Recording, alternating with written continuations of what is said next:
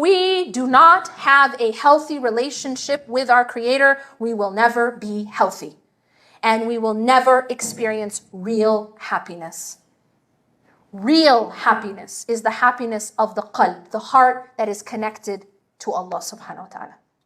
If you are not connected to Allah, if you do not have a healthy relationship with Allah, it's like a person who isn't breathing.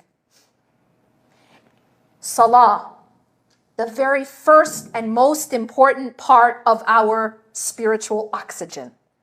If a person isn't breathing, how can we then talk about running a marathon? How can we possibly survive the marathon that is life without our salah? Salah is the oxygen that's keeping us going. And you have to look at your salah as a non-negotiable, the same way you look at your oxygen.